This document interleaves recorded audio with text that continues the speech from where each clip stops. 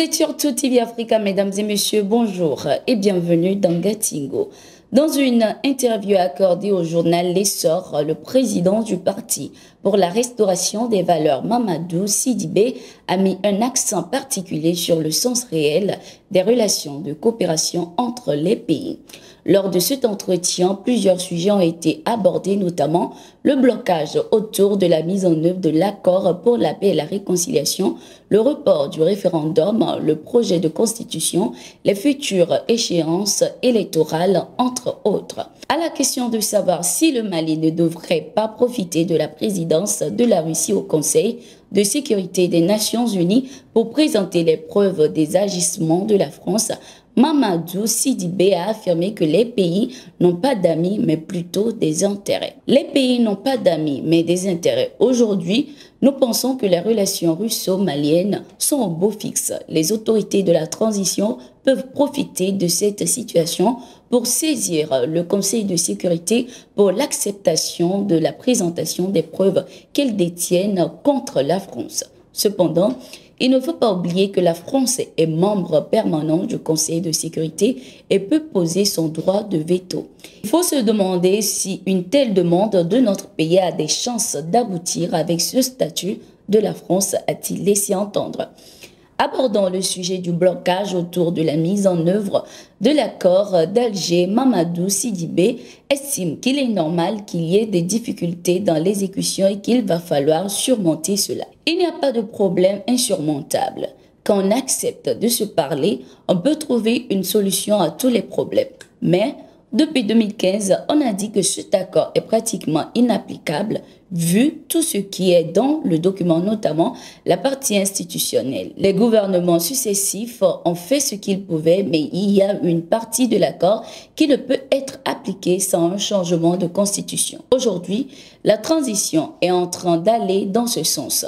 Mais il faut dire qu'un accord, c'est entre des belligérants, des signataires. Si toutes les parties ne s'y mettent pas, il va de soi que l'accord tombe à l'eau. Aujourd'hui, le manque de confiance est là entre les parties prenantes au point que l'État a suspendu le financement qu'il accordait au comité de suivi de l'accord.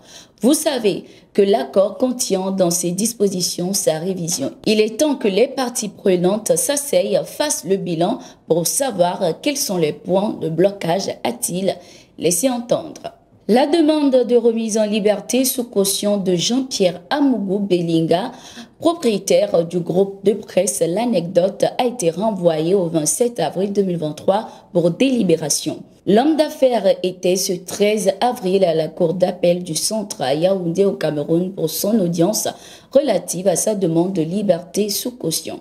Les avocats de Jean-Pierre Amougou Belinga ont introduit deux procédures, un appel dont l'une pour obtenir la liberté provisoire et une autre relative à l'obtention du dossier de l'enquête préliminaire. La dernière a été rejetée pour deux motifs: risque de fragilisation de la confidentialité de l'enquête et risque d'effritement des éléments de preuve sur les réseaux sociaux. Depuis février 2023, l'homme d'affaires Amougou Belinga est en détention pour complicité de torture. Il est soupçonné d'être impliqué dans le meurtre du journaliste camerounais Martinez Zoko. Il a été placé sous mandat de dépôt à la prison principale de Kondengui après avoir été présenté devant un juge d'instruction au tribunal militaire. Au Sénégal, ces 12 et 13 avril 2023, une opération nationale de sécurisation du territoire a été menée par les éléments des commissariats et des postes de police sous la supervision de la direction de la sécurité publique. Ceci dans le but d'assurer la sécurité des biens et des personnes dans le pays. Le bilan de cette opération fait état de 491 individus interpellés. Cette opération a été bien accueillie par nombreux citoyens qui estiment que cela vient à point nommé pour réduire les tensions et violences de ces derniers temps dans le pays. Le Sénégal fait face depuis quelques mois à une tension politique marquée surtout par des manifestations et des actes de violence. Au Burkina Faso, bras de fer entre les étudiants de l'université Kizerbo et les éléments de la compagnie républicaine de sécurité. Selon les informations, les étudiants, précisément ceux de l'unité de formation et de recherche en sciences de la vie et de la terre ont manifesté ce 13 avril contre un régime d'études de l'université qui comporte des notes éliminatoires. La violence a éclaté quand les éléments de la CRS ont investi l'université pour disperser des étudiants qui manifestaient. Pour l'heure, aucune autre précision n'a été donnée sur le sujet. En janvier 2023, le capitaine Ibrahim Traoré, président de la transition burkinabé, avait échangé avec les étudiants de cette université en les invitant de se départir de toutes sortes de banditisme, guerres ethniques ou religieuses. Lorsqu'ils sentent que cette lutte, nous allons la gagner, la question ethnique va commencer à se poser. Ne rentrez pas dans ce jeu de violence. D'autres sont en train de surfer sur la question des révisions. Il faut vous départir de cela, avait-il affirmé. Le professeur Franklin Nyamsiwa a été placé en garde à vue pour 4 heures de temps ce 12 avril 2023 à Rouen, en France. Selon les informations, il lui est reproché sa critique de la politique africaine de la France alors qu'il répondait à une convocation devant la police judiciaire afin de s'expliquer sur la gestion de son association Crush Party. Je vous propose quelques extraits de sa communication sur sa rencontre avec les officiers de police. La question fondamentale qui a été posée à un moment donné par moi et puis par mon avocat, Maître Alexis Ihou, est la suivante. Qui s'est plaint, qui a porté plainte contre M. Franklin Nyamsi, président de l'association Crush Party, qui lui a porté plainte pour abus de confiance? Parce que vous parlez de faits d'abus de confiance. Qui lui a porté plainte pour cela? Qui a été à l'origine de sa convocation ici? Réponse de l'officier de police.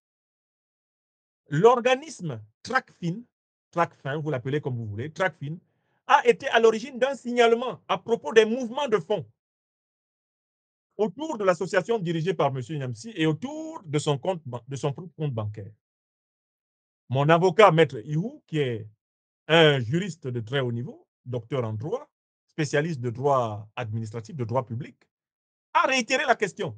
Est-ce que TRACFIN ou TRACFIN, appelez comme vous voulez, cet organisme-là qui détecte les mouvements suspects, mouvements financiers suspects, est-ce que TRACFIN a porté plainte contre M. Nyamsi pour abus de confiance? Réponse de l'officier de police judiciaire, non. Alors, Tara, Bebele Zamba Makarwa, TRACFIN n'a pas porté plainte contre M. Nyamsi pour abus de confiance? Réponse, non. Donc, deuxième question de mon avocat, mais qui a donc porté plainte? Pourquoi il est là? C'est sur ces extraits de l'universitaire Franklin Nyamsiwa que nous clôturons ce bulletin d'information. Merci d'être resté avec nous. Nous sommes en continu sur nos différentes plateformes.